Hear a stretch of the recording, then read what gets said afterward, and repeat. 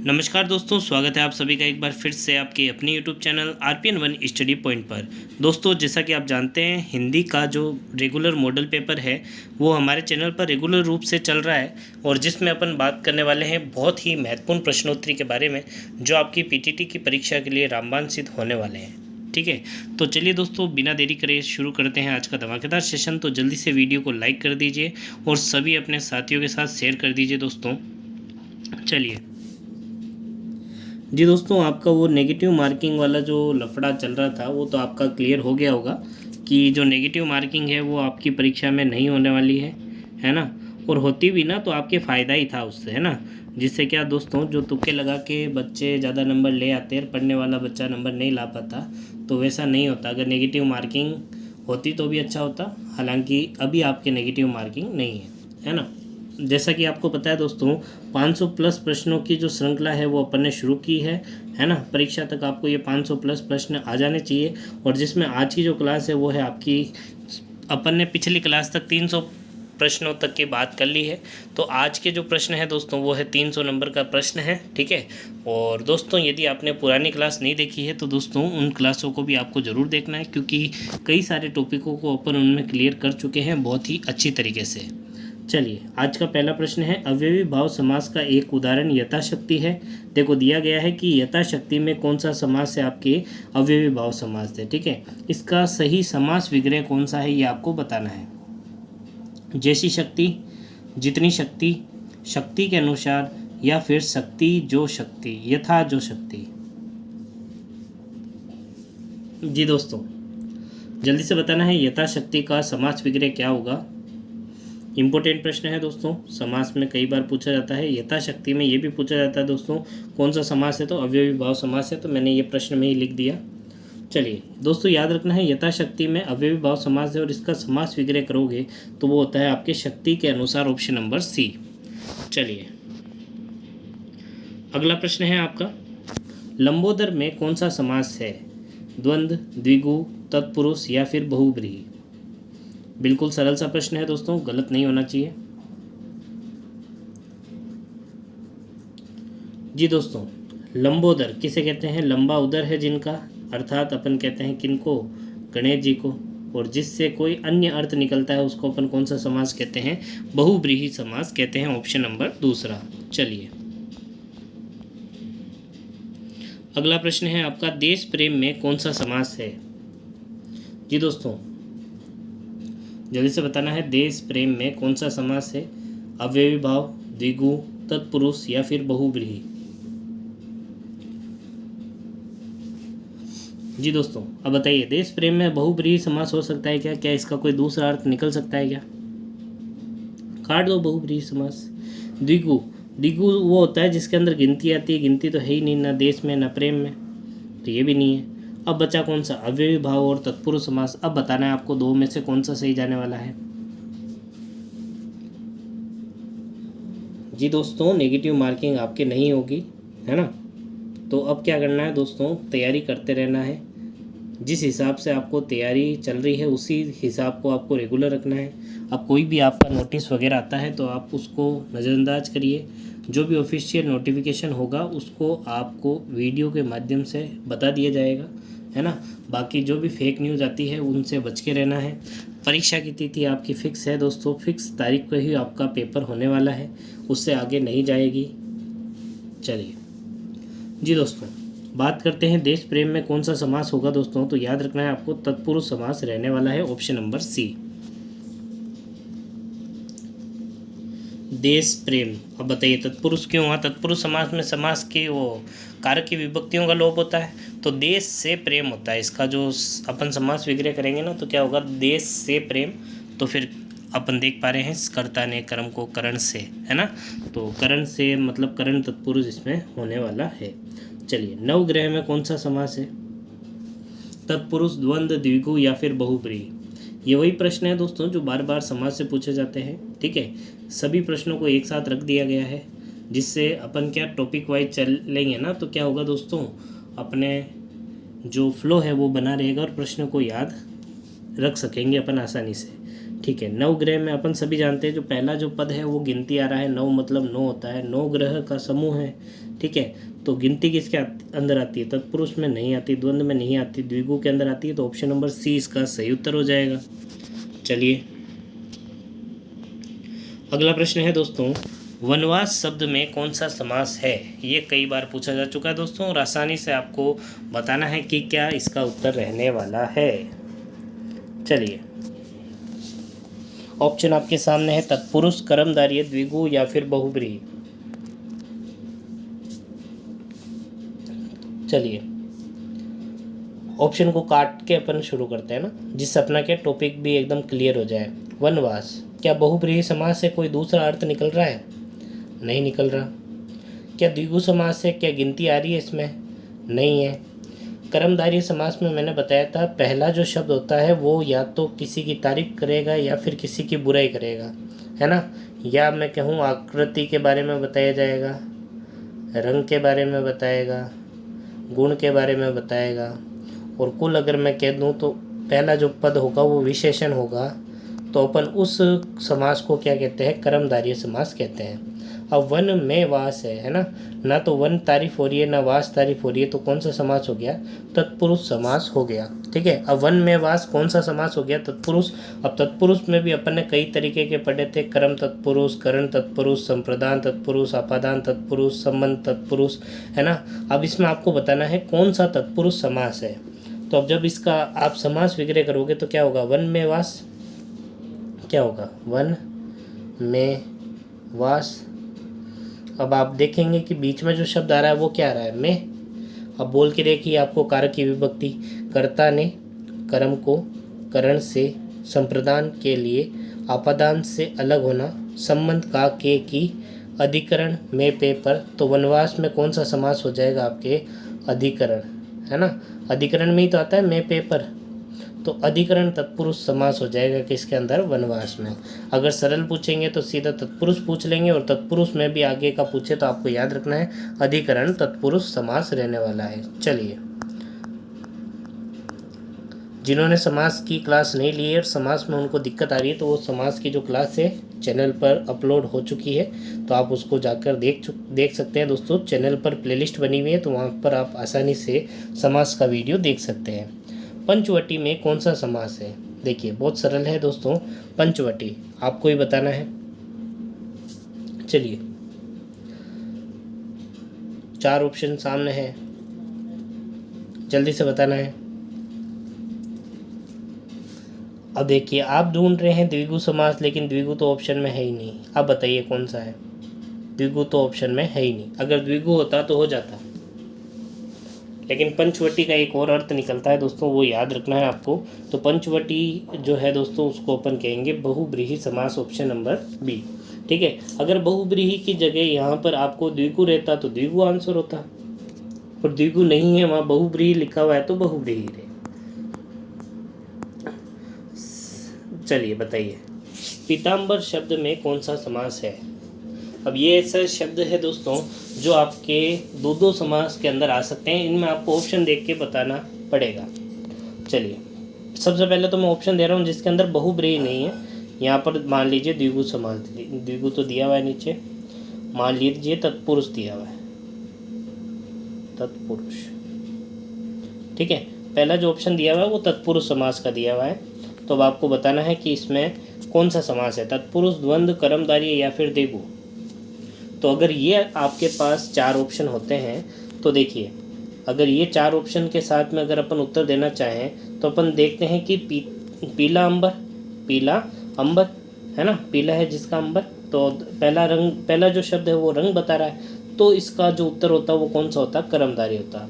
लेकिन अब देखो, अब मान लीजिए कर्मधारय और बहुब्रीहि दोनों दिए हुए हैं, अब इसका उत्तर क्या होगा? बहुब्रीहि। क्यों? पीताम्बर जो शब्द है इसका अर्थ होता है भगवान विष्णु से, है ना। तो अगर कर्मधारय समास तो ऑप्शन में दिया हुआ है तो कर्मधारय समास, लेकिन इसका एक अन्य अर्थ निकल रहा है, इसलिए कौन सा समास होगा? बहुब्रीहि होगा। ठीक है, तो अगर आपको एक ऐसा शब्द अगर मिलता है जिसमें बहुब्रीहि भी दिखे, कर्मधारय भी दिखे, तो पहले आप बहुब्रीहि को मानेंगे और फिर आप किसको मानेंगे? कर्मधारय को मानेंगे। ठीक है, चलिए ऐसे आप याद रख सकते हैं। चलिए अगला प्रश्न है आपका, युधिष्ठिर में कौन सा समास है? 4 ऑप्शन आपके सामने है, जल्दी से बताना है। तत्पुरुष, बहुव्रीहि, अलुक या फिर कर्मधारय। जी दोस्तों, याद रखना है युधिष्ठिर जो शब्द है आपका, इसके अंदर भी आपके कौन सा समास है? बहुव्रीहि समास है। चलिए अगला प्रश्न है आपका, संस्कृत के ऐसे शब्द जिन्हें हम ज्यों के त्यों प्रयोग में लाते हैं उन्हें क्या कहते हैं? तत्सम, तद्भव, देशज या फिर विदेशज। संस्कृत के कुछ ऐसे शब्द जिनको अपन है जैसा जैसा यूज में लेते हैं उनको अपन क्या कहते हैं दोस्तों?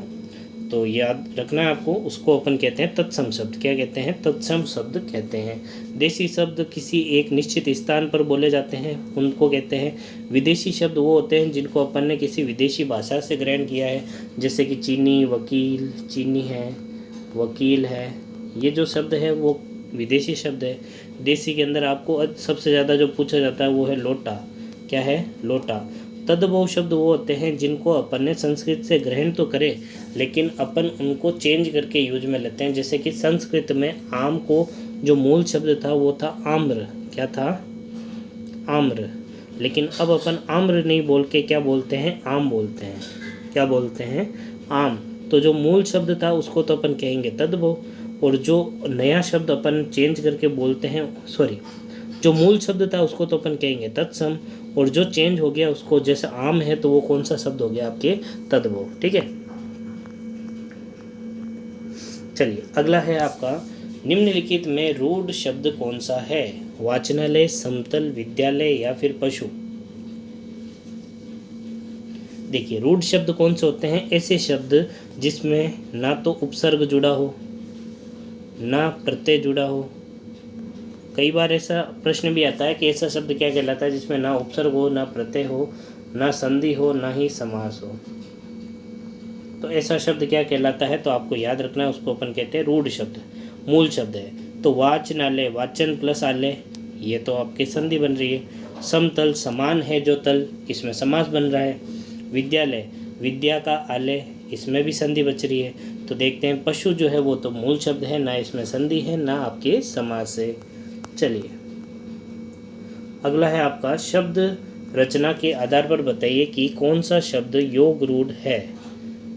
पवित्र, कुशल, विनिमय या फिर जलज। जी दोस्तों, बात करें इसके सही उत्तर की तो आपको याद रखना है, योग रूढ़ शब्द में कई बार पूछा जाता है, ये जलज शब्द आपको याद रखना है। चलिए अगला प्रश्न है आपका, जल्दी से वीडियो को लाइक कर दीजिए दोस्तों। निम्नलिखित में रूढ़ शब्द कौन सा है? 4 ऑप्शन आपके सामने दिए हुए हैं, जल्दी से बताना है दोस्तों। मलयज, जलज, पंकज या वैभव। रूढ़ शब्द पूछा है, अभी अपन बात कर चुके हैं रूढ़ शब्द कौन से होते हैं, तो याद रखना है दोस्तों, वैभव जो है वो आपका मूल शब्द है, बाकी में आपको रूढ़ शब्द देखने को नहीं मिल रहे हैं। परीक्षा शब्द निम्नलिखित वर्गों में से किस वर्ग में आता है? तत्सम, तद्भव, देशज या विदेशज। जी दोस्तों, परीक्षा जो शब्द है ना दोस्तों, अपन ने इसको संस्कृत से है जैसा जैसा यूज में लेते हैं। संस्कृत में भी परीक्षा बोलते हैं। आपने जब संस्कृत का पेपर दिया होगा 10वीं क्लास में, उसमें लिखा होगा संस्कृतानि परीक्षानि, है ना, एक साल लिखा होगा। परीक्षा शब्द जो है वो संस्कृत के अंदर ही आता है, तो अपन इसको क्या बोलेंगे? क्योंकि अपन सेम टू सेम यूज कर रहे हैं तो उसको अपन क्या बोलते हैं? तत्सम शब्द बोलते हैं। चलिए मजिस्ट्रेट शब्द है, हम नाम से ही पता चल रहा होगा कि मजिस्ट्रेट शब्द कैसा है। तत्सम, तद्भव, देशज, विदेशज। अब देखो शब्द पढ़ते ही अपन को पता चल रहा है ये तो संस्कृत का शब्द ही नहीं है। मजिस्ट्रेट संस्कृत का शब्द है क्या? नहीं है, तो ये तत्सम तद्भव तो है नहीं। देशज कोई देसी भाषा नहीं है, ये क्या है दोस्तों? इंग्लिश से अपन ने लिया है मजिस्ट्रेट शब्द, तो आपको याद रखना है विदेशी शब्द है ये। ऐसे ही आपसे पूछ ले स्कूल, हॉस्पिटल, ये जो शब्द है ये कौन से शब्द है दोस्तों? आपके विदेशी शब्द है। सबसे ज़्यादा जो पूछा जाता है वो है आपके रेल, है ना, ये कैसा शब्द है? ये देशज है, विदेशज है, तत्सम है, तद्भव है, तो ये भी आपको याद रखना है, ये विदेशी शब्द है। कैसा शब्द है? विदेशी शब्द है, क्योंकि आप देखते हैं रेल जो है वो इस तरीके से इंग्लिश में लिखा जाता है रेलवे, है ना। तो ध्यान रखना आपको, रेलवे, स्टेशन, ऐसे जो शब्द होते हैं, ठीक है, तो आपको याद रखना ये कैसे शब्द है, आपके विदेशी शब्द है। चलिए अगला है आपका देशज शब्द का आपको उदाहरण बताना है। अग्नि, प्रार्थना, खेत, लोटा। अपन बात कर चुके हैं, कई बार पूछा जाता है देशज शब्द का, ये महत्वपूर्ण उदाहरण है। लोटा आपको याद रखना है। लोटा क्या होता है आप सभी जानते हैं, पानी पीने में काम में लेते हैं आप इसको। चलिए अगला वापस रिपीट हो चुका है। अगला प्रश्न है दोस्तों, स्वतंत्र सत्ता धारण न करने वाले शब्द क्या कहलाते हैं? रूढ़ शब्द, यौगिक शब्द, योग रूढ़ शब्द, या फिर इनमें से कोई नहीं। देखिए नहीं धारण करने वाले शब्दों के बारे में पूछा है दोस्तों, तो अभी मैंने बताया था रूढ़ शब्द वे होते हैं जो क्या होते हैं दोस्तों, मूल शब्द होते हैं। ये क्या होते हैं, इनमें ना संधि उपसर्ग कुछ नहीं होता है ना, तो ध्यान रखना है। स्वतंत्र सत्ता धारण नहीं करने वाले शब्दों को अपन कहते हैं यौगिक शब्द कहते हैं। क्या कहते हैं? यौगिक शब्द कहते हैं। निम्न में से कौन यौगिक शब्द है? जो दो से अधिक शब्दों से मिलकर बना होता है, लेखक, पुस्तक, विद्यालय या फिर योगी। अब देखते ही पता चल रहा होगा, विद्यालय दो शब्दों से मिलकर बना है, संधि में भी आपने पढ़ा होगा विद्यालय शब्द में, है ना, तो ये आपका क्या है दोस्तों, यौगिक शब्द है, ये आपको ध्यान रखना है। चलिए नेक्स्ट क्वेश्चन है आपका, प्रयोग की दृष्टि से सूक्ष्म अंतर व्यक्त करने वाले शब्द क्या कहलाते हैं? प्रयोगात्मक, समानार्थक, अनेकार्थक या फिर विपर्यार्थक। ये प्रश्न बहुत इंपॉर्टेंट है दोस्तों, क्योंकि क्या होता है दोस्तों, परीक्षा में वैसे ही दिमाग में बहुत ही ज़्यादा टेंशन होती है ना। तो देखिए अपन क्या देखते हैं, अंतर होने वाला, जबकि आगे क्या लिखा हुआ है, सूक्ष्म अंतर। अपन अंतर देखते ही क्या कह देते हैं कि भाई प्रयोग में अंतर होता है, तो अपन उसको करके आ जाते हैं विपर्यार्थक शब्द, है ना। और फिर अपन घर पे आके देखते हैं, अरे ये तो अपना गलत हो गया, क्योंकि सूक्ष्म अंतर मतलब लगभग जो उनका अर्थ है वो क्या होना चाहिए, सेम होना चाहिए, तो इसको अपन कहते हैं समानार्थक शब्द कहते हैं। ऑप्शन नंबर बी, ठीक है, सूक्ष्म अंतर ध्यान रखना है आपको, ये गलती नहीं करनी है। अगला प्रश्न है, यौगिक शब्द कौन सा है? पंकज, पाठशाला, दिन और जलज। यौगिक शब्द क्या होते हैं? जो दो शब्दों से मिलकर बने होते हैं कम से कम, है ना, या दो से अधिक शब्दों से भी मिलकर बने हो सकते हैं, तो उसे क्या कहते हैं? यौगिक शब्द। तो अपन पढ़ पा रहे हैं पाठशाला दो शब्दों से मिलकर बना है, तो ऑप्शन नंबर बी इसका सही उत्तर हो जाएगा। अगला प्रश्न है आपका, विभावरी किस प्रकार का शब्द है? तत्सम, तद्भव, देशज और संकर। जी दोस्तों पढ़ने से ही पता चल रहा होगा, संस्कृत का ही शब्द है विभावरी। ऐसा तो अपन ने हिंदी में बहुत ही कम यूज किया होगा ऐसा कोई शब्द, ठीक है। चलिए तो अपन बात करें विभावरी कैसा शब्द है, तो दोस्तों याद रखना आपको तत्सम शब्द है। अगला योग रूढ़ शब्द कौन सा है आपसे पूछा है, ऑप्शन आपके सामने है, पीला, घुड़सवार, लंबोदर या फिर नाग। जी दोस्तों देखिए रूढ़ शब्द पूछते हैं, तो रूढ़ शब्द कौन से होते हैं? पीला भी रूढ़ शब्द है और नाग भी रूढ़ शब्द है। यौगिक शब्द पूछे तो घुड़सवार एक यौगिक शब्द है। अब यहाँ पूछा है योग रूढ़ शब्द, जो दो शब्दों से मिले, लेकिन ये योग रूढ़ शब्द आप इस तरीके से याद रख सकते हो, ये एक तरीके से बहुब्रीहि समास वाले शब्द होते हैं, ठीक है। तो बहुब्रीहि समास में क्या होते हैं, दो शब्दों से मिलकर बनता है, लेकिन अर्थ उसका एक नया ही बन जाता है, जैसे कि लंबोदर। तो इसमें कौन सा है दोस्तों? योग रूढ़ शब्द है, ये आपको याद रखना है। अगला प्रश्न है, नीचे दिए गए शब्दों में आपको बताना है तत्सम शब्द कौन सा है? पड़ोसी, गोधूम, बहु या फिर शहीद। जी दोस्तों बात करें इसके सही उत्तर की, तो आपको याद रखना है तत्सम शब्द पूछा है, तो इसमें कई बार पूछा जाता है गोधूम किस प्रकार का शब्द है, तो आपको याद रखना है तत्सम शब्द है।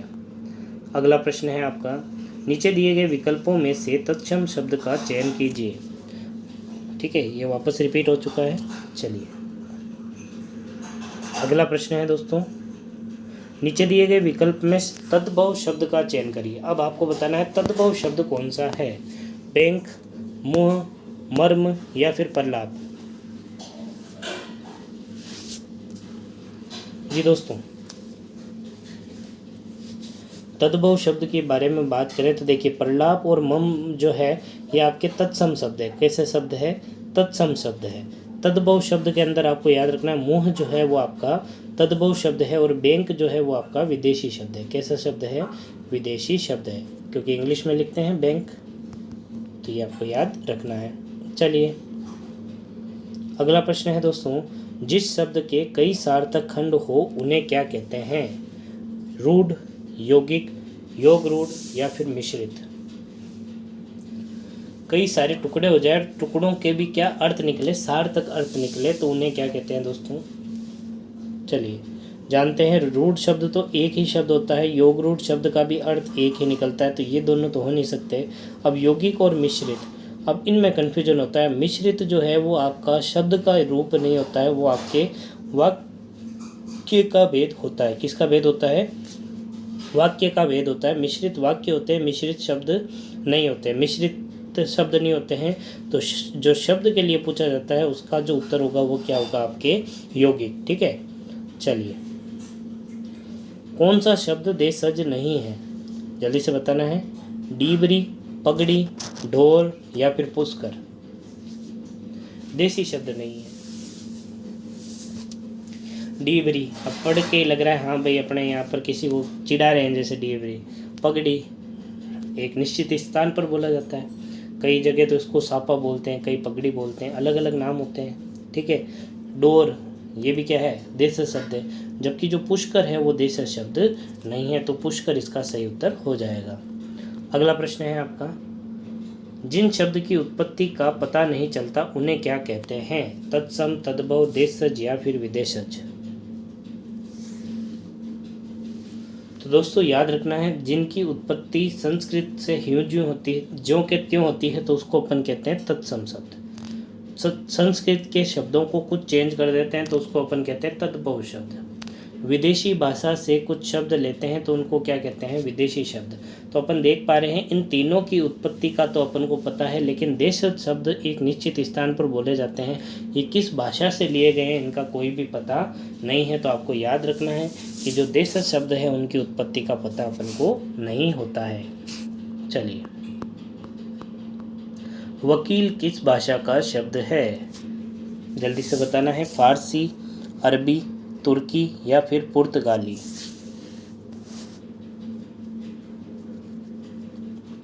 जी दोस्तों याद रखना है, वकील जो है वो अरबी, वकील को क्या पसंद है? अरबी की सब्जी पसंद है, ये याद रखना है, अरबी भाषा का शब्द है। चलिए चाय किस भाषा का शब्द है? चाय से जल्दी से बताना है। चीनी, जापानी, अंग्रेजी या फिर फ्रेंच। सर्वाधिक चाय कहाँ होती है? अगर ये भी प्रश्न पूछा जाए आपसे जीके में तो भी आपको याद रखना है चीन भाषा में, चीन देश में होती है। ठीक है, और चीन के अंदर जो भाषा बोली जाती है उसको अपन कहते हैं चीनी, और वहीं पर अपन ने वहाँ से ही क्या लिया गया है दोस्तों? चाय शब्द लिया है। चलिए अगला देखिए, स्टेशन शब्द कौन सी भाषा से लिया है? चीनी, डच, फ्रेंच और अंग्रेजी। सभी जानते हैं स्टेशन जो शब्द है अभी मैंने बताया था, रेलवे स्टेशन, रेल, ऐसे शब्द कई बार आते हैं, इनको आपको याद रखना है, ये आपके अंग्रेजी भाषा के शब्द है। चलिए अगला प्रश्न है आपका, संकर शब्द का अर्थ क्या है? देखिए कई बार इस प्रकार परिभाषाओं से भी प्रश्न पूछ लिए जाते हैं, तो आपको ऑप्शन पढ़ने हैं। संकर शब्द का अर्थ क्या है? तत्सम, तद्भव, विदेशी शब्द या फिर दो भाषाओं के शब्दों से मिलकर बना शब्द। जी दोस्तों चलिए, तो दोस्तों याद रखना है आपको, संकर शब्द वो होते हैं जो दो भाषाओं से मिलकर बने होते हैं, उन्हें क्या कहते हैं? अपन संकर शब्द कहते हैं। मूल रूप से कितने भागों में बांटा था अपन ने? 4। अब 5वां भाग कौन सा है? संकर। और संकर में आपको बता दिया कि दो भाषाओं से मिलकर जो शब्द बनता है उसको अपन क्या कहते हैं? संकर शब्द कहते हैं। 4 भाग कौन कौन से थे? तत्सम, तद्भव, विदेशी और एक था अपना देशज, है ना? तो ये आपको याद रखना है। चलिए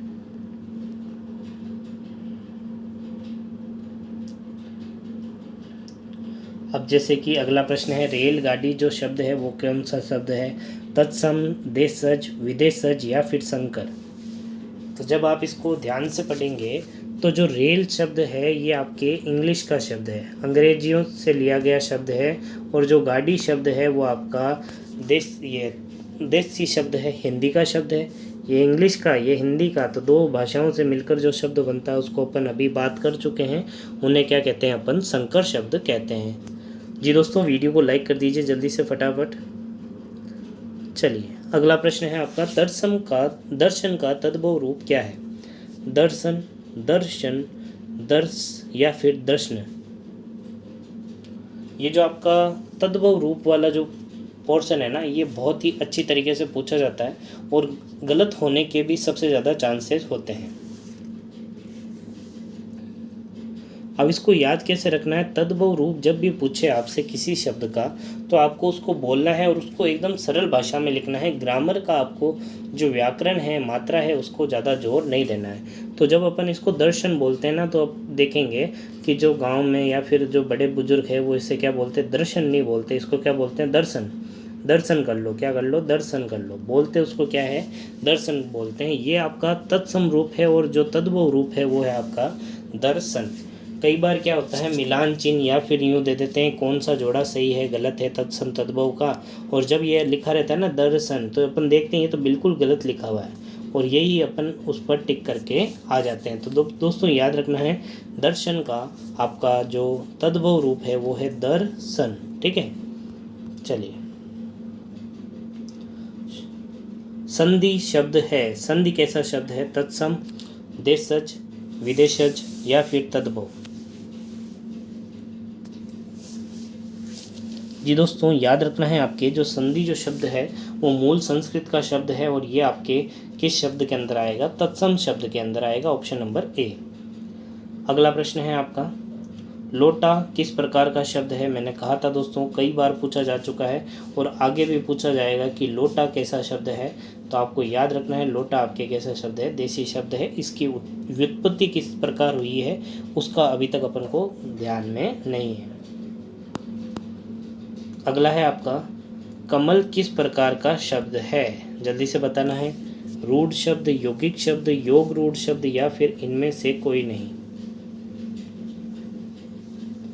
चलिए, अभी मैंने बताया रूढ़ शब्द वो होते हैं जिसका एक अर्थ निकलता है, उसके टुकड़े नहीं हो सकते। यौगिक शब्द वो होते हैं जिसके 2 से अधिक टुकड़े हो सकते हैं, वो भी कैसे टुकड़े होने चाहिए?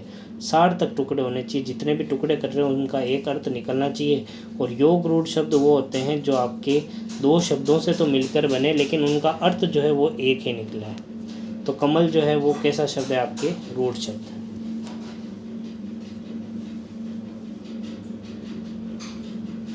अगला प्रश्न है, पाठशाला किस प्रकार का शब्द है? रूढ़, यौगिक, योग रूढ़ या फिर इनमें से कोई नहीं।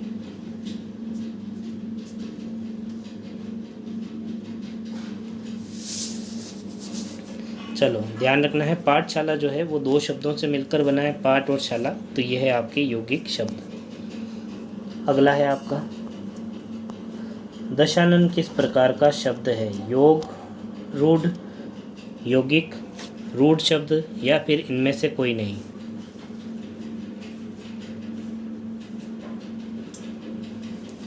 चलो ध्यान रखना है, दशानन जो है उसका अर्थ क्या होता है? रावण। समास पूछेंगे तो इसमें समास कौन सा है? बहुब्रीहि समास। और शब्द पूछेंगे तो कौन सा हो जाएगा? योग रूढ़ शब्द, ऑप्शन नंबर सी। अगला प्रश्न है आपका, निम्न में से कौन सा शब्द तुर्की भाषा का है? चाय, रिक्शा, कमरा या फिर कैंची।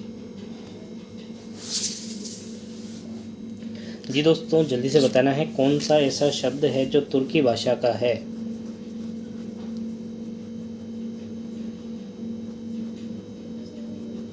चलिए ध्यान रखना है दोस्तों, तुर्की भाषा का आपसे शब्द पूछा है तो वो है आपके कैंची, ऑप्शन नंबर डी।